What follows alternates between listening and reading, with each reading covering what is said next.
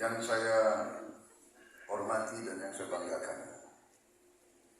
Saudara Bobi Nasution, Ketua Umum Barisan Pengusaha Pejuang, yang juga adalah Wali Kota Medan.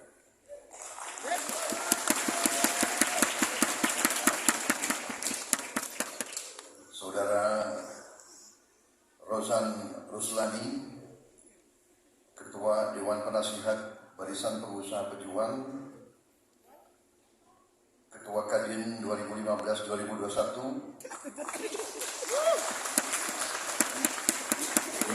Duta Besar di Amerika Serikat, Wakil Menteri BUMN, yang pasti Pak Rozan ini orang pintar. Dilihat dari kepalanya yang jadi ukuran orang pintar harus dilihat dari kepalanya.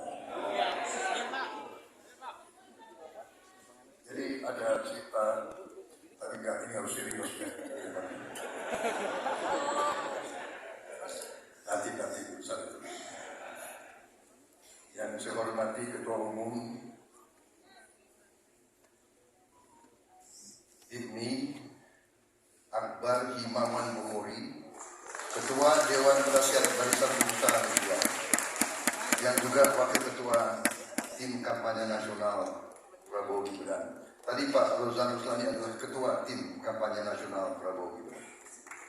Para Ketua Barisan Pengusaha Pejuang daerah 38 provinsi se-Indonesia yang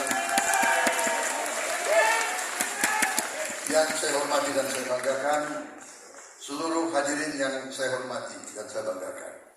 Marilah kita sebagai insan hamba Tuhan, bangsa pejuang, marilah kita tidak henti-hentinya memanjatkan puji syukur kehadirat Allah Subhanahu wa Ta'ala. Tuhan Maha Besar, kita masih diberi kesehatan, masih diberi nafas untuk dapat berjumpa di tempat yang baik ini dan mengikuti kegiatan yang sangat penting ini. Saya sebagai pribadi mengucapkan terima kasih atas undangan ini, atas kehormatan yang diberikan kepada saya, dan saya menerima dengan penuh rasa haru dan rasa tanggung jawab. Saya menerima pernyataan dukungan saudara-saudara pengusaha pejuang seluruh Indonesia yang baru saja disampaikan oleh Ketua Umum Saudara Bobi Nasution.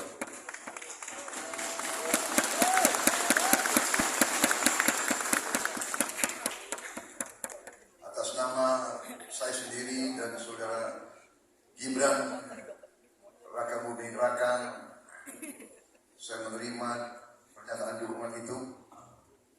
Saya merasa besar hati hari ini, besar hati karena yang deklarasikan di sini adalah para pengusaha muda dari seluruh Indonesia.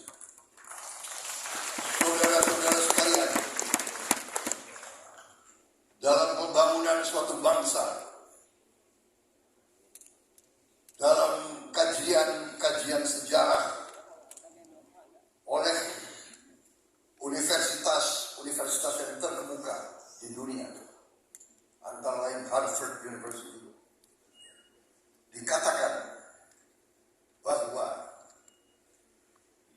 dalam pembangunan suatu bangsa, negara yang baru merdeka, baru berdiri, biasanya 70 tahun pertama negara tersebut akan dipimpin oleh para pejuang politik dan pejuang tentara. Ini hasil kajian banyak negara-negara yang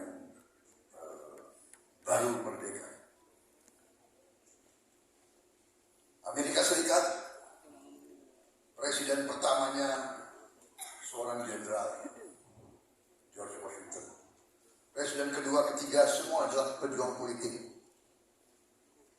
Dan banyak negara lain. Tapi 70 tahun selanjutnya, ini hasil riset dari Universitas Terbuka. Kepemimpinan suatu bangsa nanti, menurut kajian itu, akan muncul dari kalangan pengusaha-pengusaha. Kenapa?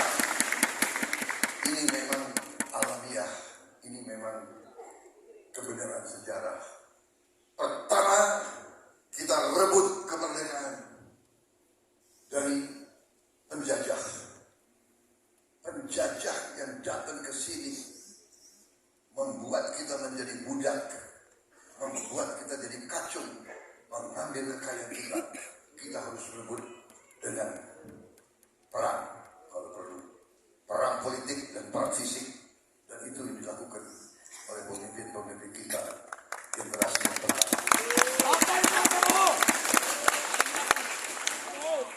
Tapi sesudah itu, bagaimana kita wujudkan kemerdekaan? Merdeka sebenarnya bukan hanya punya DPR MPR, bukan hanya punya bendera, bukan hanya punya gedung-gedung pemerintah. Itu merdeka secara fisik, secara seremonial, bukan merdeka secara hakiki. Merdeka secara hakiki adalah rakyat negara itu hidup sejahtera. Itu merdeka hakiki. Merdeka hakiki adalah kalau rakyat Indonesia tidak ada yang miskin, itu kita merdeka. Merdeka sejati kalau tidak ada anak-anak Indonesia yang stunting, yang kurang gizi, yang tidak minum susu. Dan ini hanya bisa dilakukan.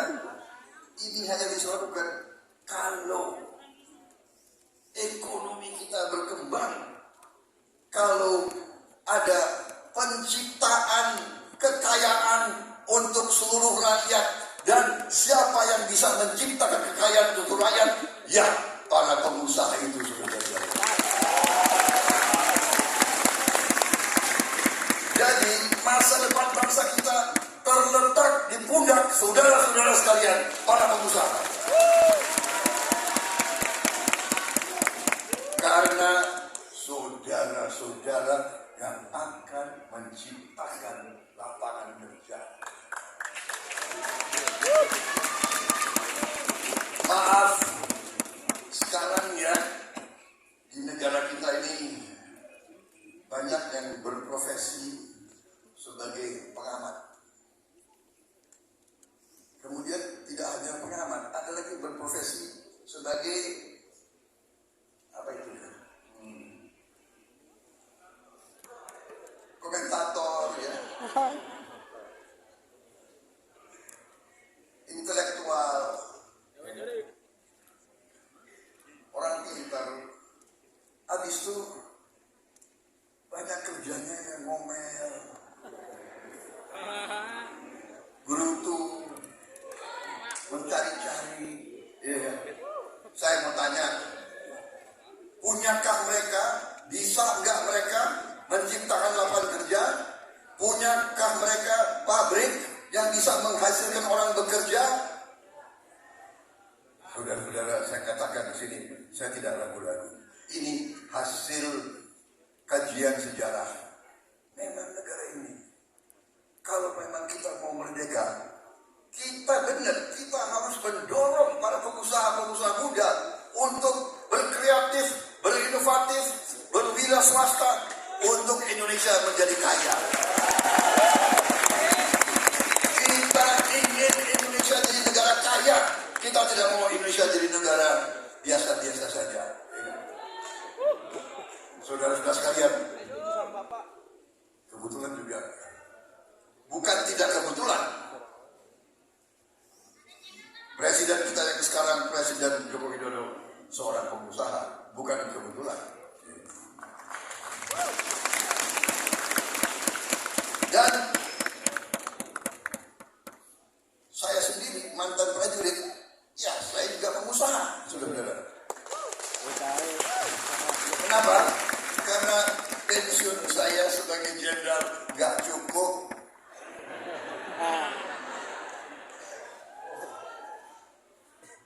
Jadi kalau jenderal itu gagah, ya kan? Gagah. Jenderal. Tapi kalau pensiun, ya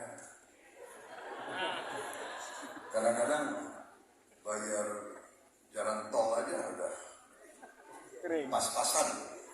Jadi saya jadi pengusaha. Dan setelah saya jadi pengusaha, saya belajar betapa beratnya jadi pengusaha. Betapa beratnya. Jadi pengusaha itu hampir sama. Mungkin lebih berat daripada jadi seorang jenderal, seorang panglima. Kenapa? Ya, seorang jenderal panglima, ya, nah, kalau dalam perang, ya sudah, kita pertaruhkan nyawa. Tapi seorang pengusaha, kalau gagal, ya kan, pabriknya tutup, tokonya tutup, perusahaannya tutup, berapa karyawannya yang PHK, tidak makan, berapa keluarga yang tidak makan. Jadi saudara, begitu jadi pengusaha, saya juga stres.